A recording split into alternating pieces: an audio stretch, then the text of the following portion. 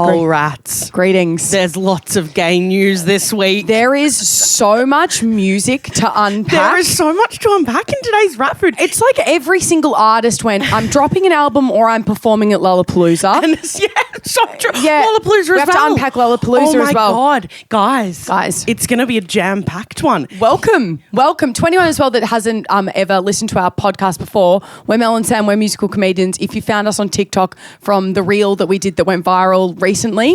Say it. Say the fat reel. Me waiting for you to say it. No. If you've discovered us from that and you're giving our podcast a go, we are music academics as well. And we will be unpacking the many moves that have happened in the past literal 7 days. It's the way that last week we were like, great, Edinburgh Fringe diaries every week. Don't have time. Fuck that. Who's got time? Do not have time. We don't have time to chat Edinburgh Fringe when Renee Rapp has dropped the entire Bite Me album. Correct. And Chappell Roan has released The Subway. And Cat's Eye have performed at Lollapalooza, drawing the biggest crowd that Lollapalooza has ever seen for a daytime set. I didn't know that. People are in argument. They're saying that most people were there waiting for Sabrina to come on. True. But I look at the crowd watching them perform gnarly and I go, nah, you're all engaged They're there fans, for our girls. liars, and Jesus Christ Superstar. And Jesus Christ at the Superstar at the Hollywood Bowl, Bowl. which I do want to touch on as well. Guys, it's all happening. This could be the most jam-packed Ret Food. As it should be. We've had in a little while. As it should be. Where do we begin? I think we got to talk about Bite Me. I would love to talk about Bite Me. I would love to spend some good time talking about the Subway as well. Yes, because I have many thoughts. I have my laptop out. She's got notes. You got notes too, don't you? I also did. I took notes as I was listening to Bite Me because I have to be an honest woman. I saw a lot of the discourse pre-listening. I don't know any of the discourse. So for people that don't know, like me, what is the discourse? Well, I don't know if that's... Yeah, I guess we can start there. I feel like the big thing about this album, if you haven't listened to it yet, Bite Me, spoiler alert, or go listen to it. Go listen if you haven't listened and then come listen and see if you agree with any of our takes. Yeah. The whole thing with Renee Rapp's Bite Me album is that, or pretty much the entire album, is pretty loudly, I would almost say proudly, wearing the label, I cheated, and so did the person I'm with, and here's the story of how I cheated, and I'm not that sorry about it. Sure. Which I think is the interesting, the kind of the thing that people are having an issue with. And as I was listening to it, I was like, this is so interesting. Spoiler alert, I liked about half of the album. Yes. I'm glad that you're here to talk more about the themes because it's something I was going to bring up and we can get into it now. I listened more musically. I struggled to listen to the lyrics because I also think I often listen musically to albums first unless I feel like the lyrics are hitting me in the face and or they're forward in the mix of the way the song sounds. A lot of her vocals got lost for me in quite a few of the songs. It was like so reverb heavy, which is where there's like an echo sound on her voice that I felt like she wasn't sitting in front of the song. And a lot of them were, I don't know, the lyrics didn't hit me. So how interesting is that? I didn't even take away from the album that it was a I cheated, not sorry about it album. I knew it had the energy of I got no fucks to give. I'm Renee Rapp.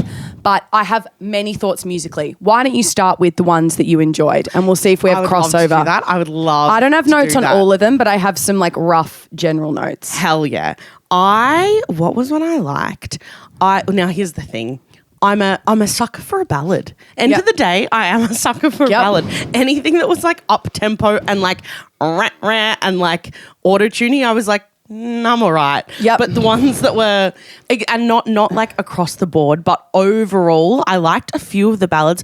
I really actually liked At Least I'm Hot. Yeah, I wrote that down as another one. Which was so interesting because... That I enjoyed as well. That's so classic. I really did like that. It was kind of like this bubble gum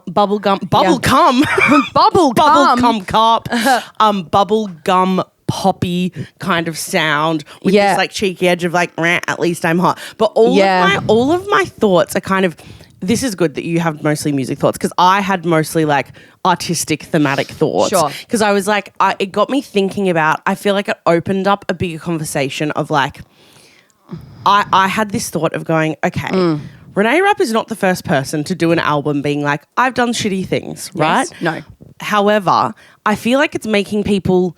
In 2025, I feel like it's because of how shit everything is, because of how hard the world is to be in at the moment, I feel like it's a harder year to support artists who you don't feel are morally spot on their moral compass. Yes. I think that's what's happening here because she's not the first one. It's literally constantly like some of the biggest albums that have like won Grammys and things have been albums that have been like, I cheated, I was messy, it was this, that, the other. But I think in 2025, people are just a little bit like, I don't know how cool it is to wear this badge that proudly, but it opens up this bigger conversation of like, can the music still be good when it's made by someone who has made a bunch of mistakes? Yes, of course it can. This is also another thing and another thought that I had when I was kind of looking at some album reviews about the themes as well. Yeah. I think, yes, morally, question marks. However, I love that music reflects real life and that's a real life experience. Totally. And I think we have enough music out there, even though we will continue to write it and we will continue to disassociate on the train and listen to it about, God, I want you, but I can't have you, or like the self-pity or all of those kind of like themes. I like that this is interesting. I think the take of the album thematically is more fresh than a lot of the songs feel musically. It feels closer to her PR personality. It feels closer to her like, I don't give a fuck attitude that she has in PR interviews, which is another reason why I liked, what is the song that we just spoke about? I Like You Better When You're Doesn't Gone. Matter, I'm No, hot or something. At Least I'm Hot. At Least I'm Hot, because there's the spoken bits in there as well, I'm pretty sure, where she's like, sorry about it, or whatever the lyrics are. Is that the one where she has Toa's voice in it as well? I don't know. I haven't listened. I thought I caught Toa's voice closely enough. But yeah, what I was going to say is... Yeah, tell me. It's interesting to hear more about it being like, I cheated, I'm not sorry about it, right? Because on first listen, musically, I was going... quite a few of these songs feel pretty laboured and boring to me, but thematically, I think it's more interesting. Yeah. No, I hear that. I have to ask you a question. Did you like Sometimes? Because it sounds like it's from Six the Musical.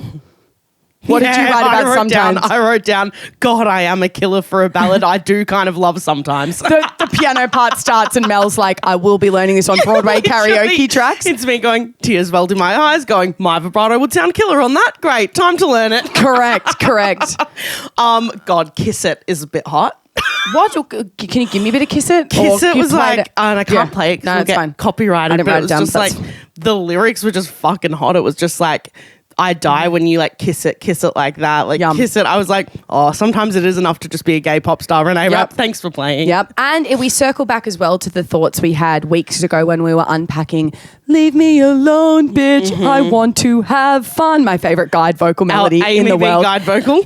Where I'm going, you know what? There needs to be more lesbian and bisexual pop stars doing their thing without me critiquing it, because fucking hell, when Blurred Lines came out, we were all dancing in the club, and that song thematically is absolutely fucked up. That's what I mean. We're too aware. Yes. I don't actually think that. Obviously, I believe we're the perfect amount of aware about fucking things going on in the world and all the things that are fucked. But I think it's this interesting thing where people are going, well, now I don't like this artist because she's made this mistake. And the actual reality of it is Renee Rapp is and was the other girl. And I think a lot of people have been cheated on, and we in this house, like at the house of Mel and Sam, are so anti-cheating. And know and it's something I would never, ever, ever do, and I could never forgive it either. But so many people have had that experience, and I think they're listening to this album and going, I can't do it. Yes. You know what I also, on the flip side of that, even though morally it's probably not correct, I think she's on a better path to being more an authentic artist, because you have to write about what you know, and that's something she does know about, and that is her experience. I would prefer this to an album that is generic songs of longing when maybe that's not true to her. It's so true though, isn't it though? Because it's a lot of the sounds sonically are so generic. Yes, and this is what I wanted to unpack. Yeah. So across the board, critique of the album was pretty mixed. The Rolling Stone, do you want to guess how many stars it gave the album? 3? Nah, 4.5. Oh, that is high. Pretty fucking high from the Rolling Stone. They called it hell-raising rocker parties her troubles away on uproarious second album. However, I was reading the review from Pitchfork, which is a music review publication, I believe, and I have to agree with some of the stuff it says here in this review. The topic line is, the TV and theatre's star powerhouse vocals and abundant personality don't entirely make up for the uneven material and sometimes maudlin production of her second album. What does maudlin mean? I looked maudlin up because I was like, give me that. I think it's two gals with a dictionary, not to brag. It means self-pityingly or tearfully sentimental. Interesting. Yeah. So I was like, I feel like when I put the album on, it was a background album for me. A lot of the songs. No, it was I agree. stuff I'd put my makeup onto and it would be kind of motoring on in the background. You know how like on Spotify you like and you save songs? I liked and saved maybe 3. Yes. Like from the whole album, you know? Like it wasn't saves after saves for me. Yep. Another thought that I had was, I think as I was listening to it, I was like, hell yeah, I love a cheeky, did what I did, don't regret it kind of like energy. I think because I know it'll also be interesting to see like what this does for her like imaging and branding if she kind of like loses some fans. And has that happened? Well, it's kind of too early to see, I think. I don't know is the answer, but I'll be really interested to see. But I think personally that could all be, what's the word, like avoided or aided or fixed if there was one track on the album that was like, I'm remorseful. Yes. Or like, here are the lessons I've learned, or blah, blah, blah. I'm like, girl, I think because the whole album is like this, that, the other, and there are certain lyrics here and there, but I think maybe that's what listeners or like fans of Renee Rapp are missing, because they're like, and I know us as two gay women, we're like, girl, I'm like, I want you to win. I actually really want you to win. Yeah. And there are some bangers on this track. It's hard. On this album. It's hard to know as well. I do not know how the world of pop music works. I know there's a lot of people making decisions. There's a lot of like, the labels can have a lot of sway in what songs get released. I query or I ask, like I wonder, I query, I ask and I wonder are 3 ways of just saying the same thing fucking work. Thesaurus largely in action today. Maudlin alert. Thesaurus and dictionary. I wonder if maybe there was a track that got ditched that had that kind of energy and the label went, no, we want to make a splash. This is going to get people talking, which it is. We're talking about it right now. Lean in, Renee. Yeah. They said, Renee, lean in. Renee. Get that wolf cut out. Lean in. Get the eyeliner on. You're right. Yeah, there is a chance that they could have had it and they I'm pretty connected to Hollywood. I kind of know how those conversations go down. Did you like, can I ask you a question? Yeah, please. Did you like the song I Like You Better When You're Gone? No, I don't think I even wrote it down. I just wrote down one thing. Delicious R&B vocals, not a lot else. That's what I wrote down. Yeah. Oh, no, wait. Yeah, better when you're gone, vocals eat. Yeah. Vocals Correct. eat. And I also thought the vocals were fucking sensational on That's So Funny. Yes. Well, she can wail like to her heart's content. Well, because she's a talented little divelet. Yep. She's so talented. And the only other note I had was, you'd like that, wouldn't you, was a bit Paramore-tastic for my taste. Yes. But this is the thing. I think the album is confused genre-wise. And then it has these moments where it moves into this like 80s kind of synth pop. And I'm like, okay. And then you're right. It goes into this like bubblegum pop world. Yeah. Then it feels like the musical ballad. And obviously, an album has to have flavor. You can't have every song sounding the same. It has to take you on a journey. But I don't think the album's sonic world was cohesive. I think that makes sense from what I know about how the album was made, because I believe that each track had like a million writers on it. It did. So like it's not like it was all made by kind of like one core team who were like, great, this is our sound, this is our blah.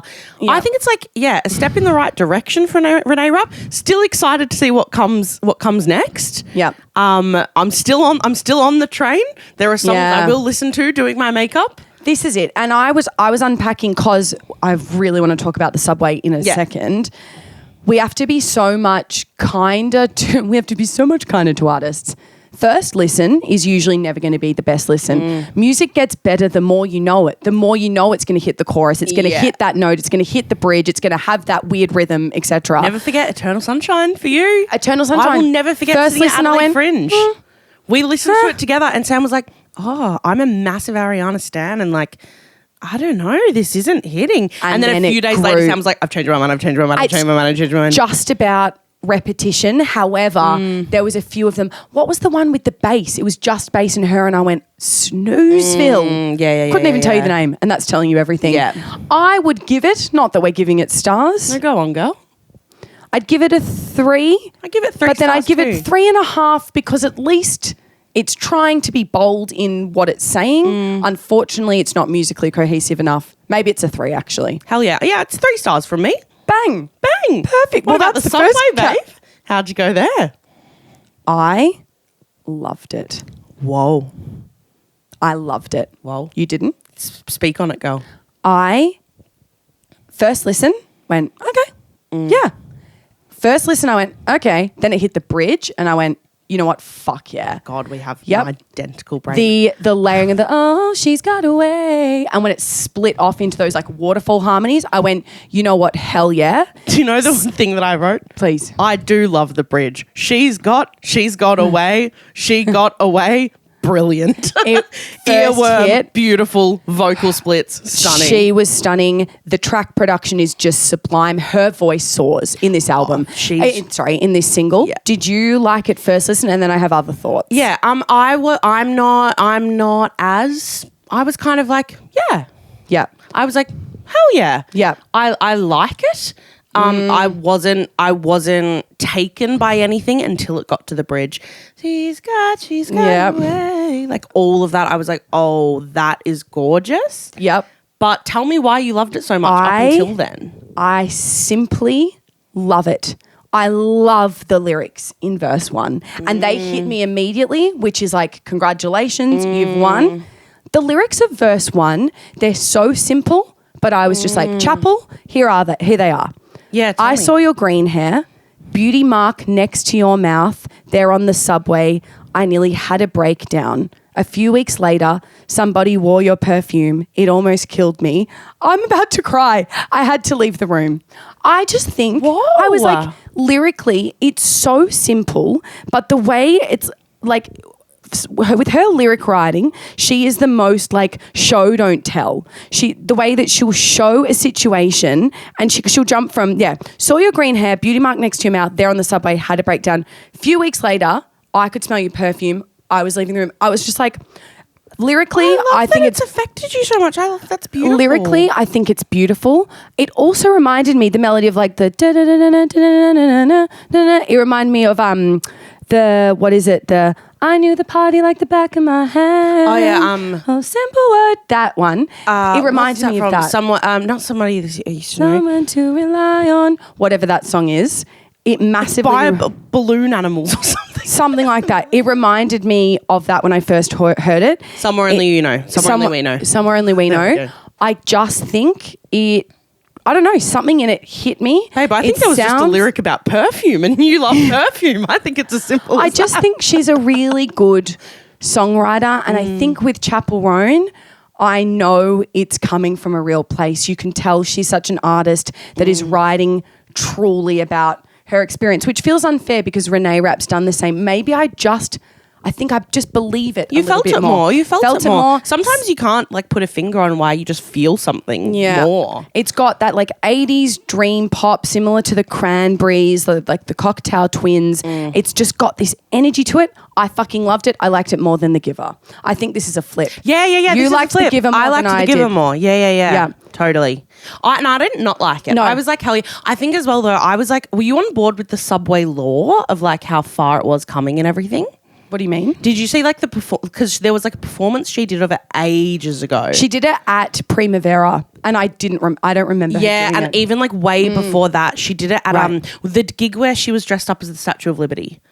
She performed it then, way back then, and people were like, "What is that? Sorry, what is that?" And then like one person recorded it on voice memos, and like that's how people. So like I had heard the song before, so like I do know it. So maybe there was less of a like. Less of a like what's it gonna be but yeah I just I did love The Giver. Yeah, that's fair. Yeah. There's just something in it. You're not as much of a that country sound. I like country vocals when they're like tight and in harmony, but I'm not a big country girl.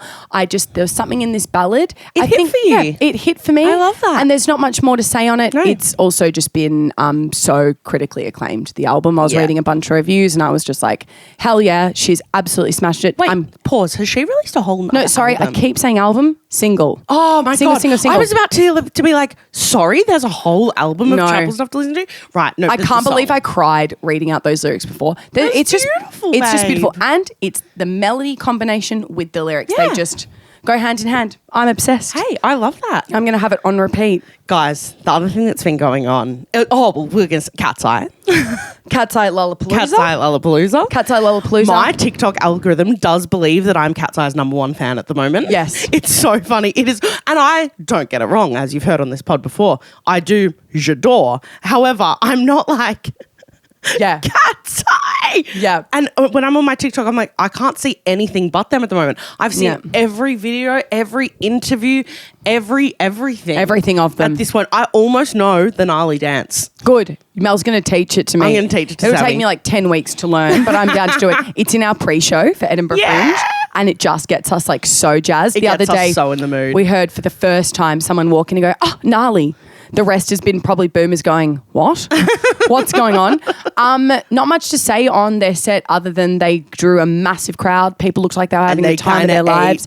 I love Adela and Emily. Like, I know. I know. It was interesting to see them perform because they were quite quote unquote shouty in some of their songs, purely because to have your voice kind of travel in a huge space like that with music that's quite produced, where their vocals are quite like soft and like cutesy. It was interesting hearing them have to like push it a bit more. But I liked it. I thought it was vibey. Same. I didn't. And they find looked it, so hot. Yeah, they looked amazing. I didn't find it like too much. At all. Neither.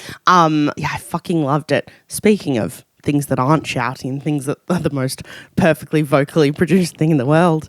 Cynthia Erivo. Oh my God. Cynthia Erivo playing Jesus at the Hollywood Bowl. God. Guys, if this production isn't all over your TikTok For You page, it should be. And first, you just need to watch all of Cynthia's bits. Yeah. It is absolutely insane. Have you watched some of it? She's just so skillful. She is in the perfect profession for her. She should never stop singing. She's actually been touched by God. Like I agree. And I'm not a religious girl, and I watch her sing and I go, I feel this about other artists as well. There's something about, because are you religious? No. Are you feel comfy sharing? No. And neither am I. But there's something about sometimes when you watch a singer who is religious or is connected to some kind of faith or some kind of higher power, and you do see it and feel it. Yes. There is something that sometimes I go, God, I wish I was religious, because I think I would be a better artist. Yeah. I think I would touch souls more. I also love, even though I am not religious, I love listening to gospel music. Totally. Because I it's love just gospel music as musically well. like so scrumptious. Yeah. I love it. There's something about having a black woman playing the role of Jesus as well that I'm just like, this is just such a inspired casting choice. Her vocals are perfect for it. And Adam Lambert absolutely slayed it. He's absolutely insane. His vocals were rock and roll-tastic. Did you miss his work on Glee? He's such a good vocalist. He's insane. Such a good vocalist. I would have died to see him do the MC in Cabaret. I don't really know Did you it see that? well. Oh, Is this the one that Eddie Redmayne played? Yes. Eddie Redmayne. Yes. And Billy Porter famously I fucking love Billy Porter. Well, it's very interesting. A lot of people think that he's absolutely butchering this role because he's, long story short, I actually am the first. I don't know Cabaret as well as I should, so feel free to school me in the comments because I've actually never seen it. I need to watch the movie with Sarah. We've been meaning to watch it for a long time, but so I'm really, really not educated enough to speak on it. But I've seen a lot of discourse on TikTok about how Billy Porter is kind of like butchering this role because he's making it kind of like the Me Show. Where it's not about that, right? No, you need to be playing like a role and a role that is a very specific story and a very specific character. And he's kind of like not honouring like any of the material. Damn. Anyway. That's when stunt casting goes wrong, doesn't it? Yeah. It's just like, it's not about the celebrity. It's about the role that they're doing. Totally. True. True. But it was so funny watching the Jesus Christ Superstar clips of the bowl. I went, say what you will, the Australian production of Jesus Christ Superstar was just as good as this one. And it's really cool when you have moments like that where you're like, hell yeah, the homegrown stuff that we're producing sometimes. And I know when I saw Jesus Christ Superstar, I remember thinking about it at the time and I went, and I've said it on pod, I was like, these are some of the most absolutely cooked vocals I've seen in a musical probably in 10 years. It was absolutely insane. And it just got me thinking though so much about like Oz arts industry at the moment. And I know that like with Jesus Christ Superstar, the night I was there, it was like, you know, a night where it should have been packed out and like the balcony was closed. And I was just like, oh my goodness, we have all of this like ridiculous homegrown talent in Australia. But I just like, I weep for the industry. And I like looking at all of these Hollywood Bowl clips, I was like, there were just like however many thousands of people there were at that show. And I was just like, can you send some over to Australia, please? Yeah. Like, we need it so bad. If people are listening and have never listened to Jesus Christ Superstar, what are the two like killer songs that you'd recommend they go listen to? Gethsemane. Yep. And what's the massive guys? Put it in the comments. Again, I'm not the Judas one. The Judas one and Gethsemane are the ones you should. But I'm not even like the biggest fan of the show. I just think if you get an insane vocalist on those songs, it really is insane. Yeah. You know? Yeah. No, the clips that I saw were absolutely sublime. It's crazy. The one I saw of Cynthia was mainly stacked with comments of people being like, she is sublime, she is so talented. And then just a few comments of people going, no, I don't really feel it. And it's like, people love sometimes when you're that good and that talented, people will just try and find something. I said, oh, come on, be so serious. Maybe people think that's us with Renee Rapp. That's true. Maybe. That is true. It also was sending me, I was reading was a lot of the videos that came up on mine. That's so interesting you bring up the comments because the comments on my TikTok were mostly filled with like people being like, Jesus should not be mocked in this way. Do not use Jesus' name in vain. How could you put this image on stage? But like from deeply, deeply religious people being like, this is so wrong.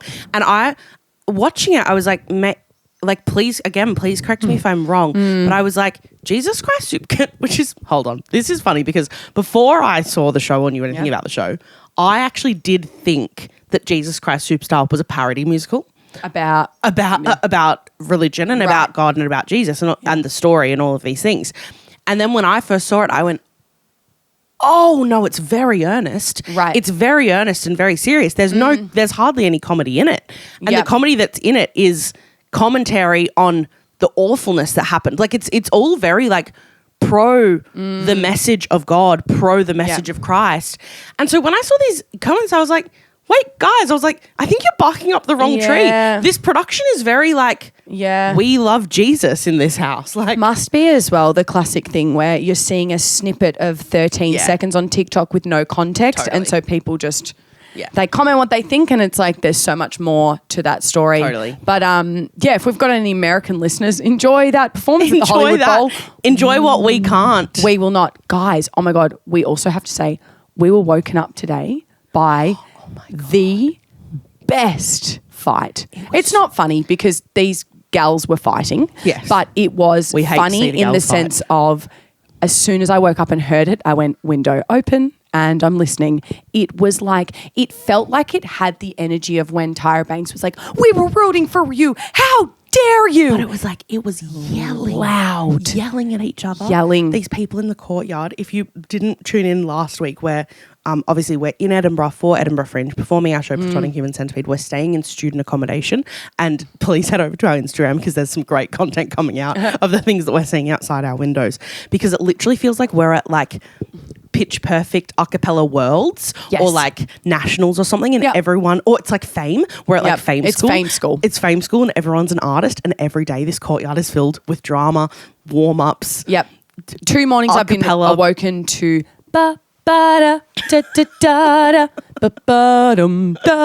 guys, we are literally like 4 days from opening. I'm going to need people to be more in tune. And we don't have a show. And we do not have a show.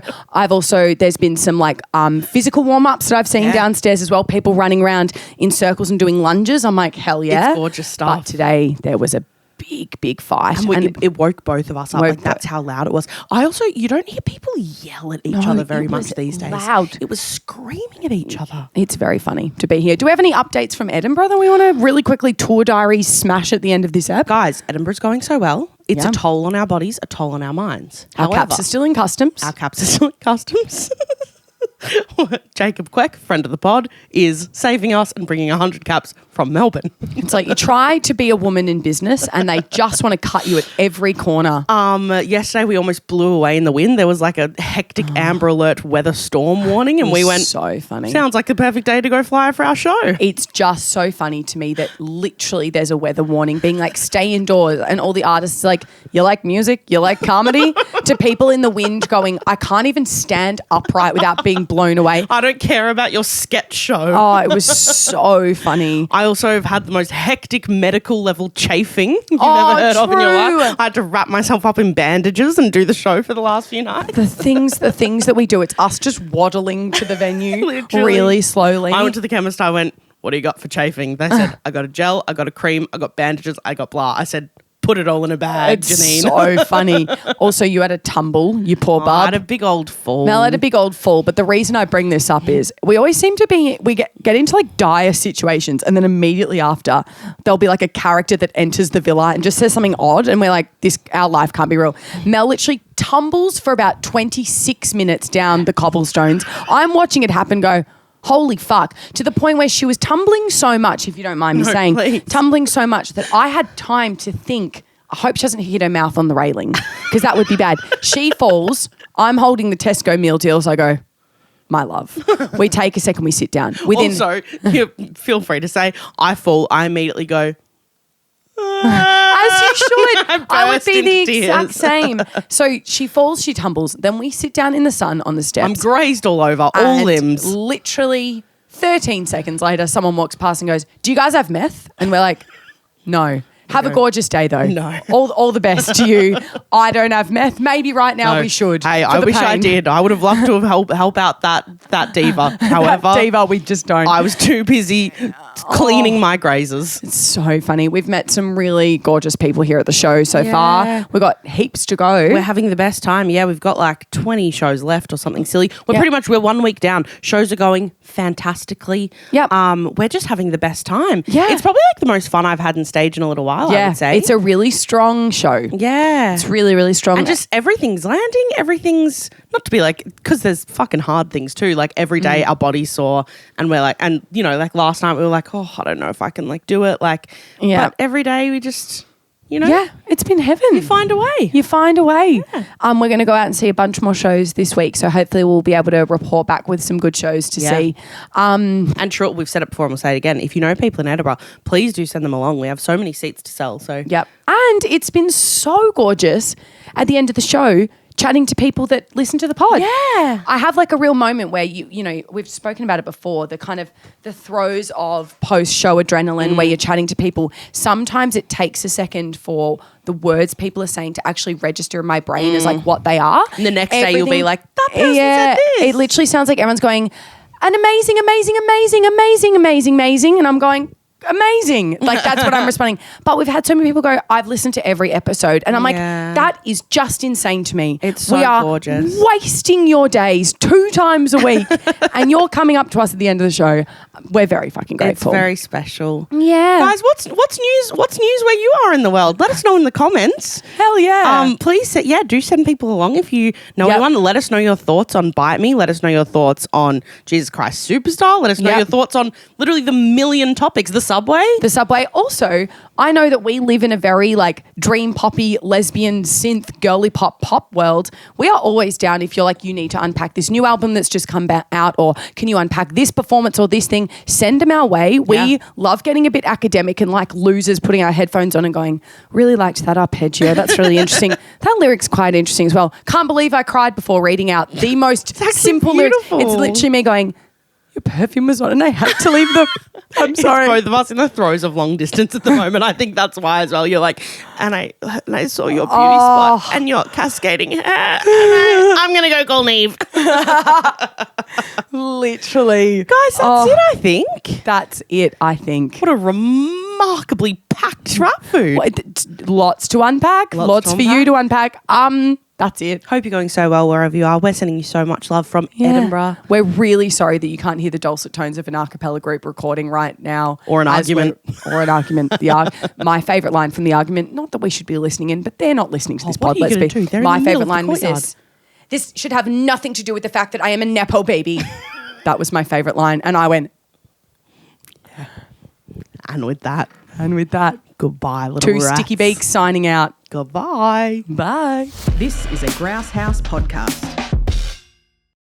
Mel and Sam would like to acknowledge that this podcast was created and recorded on stolen land.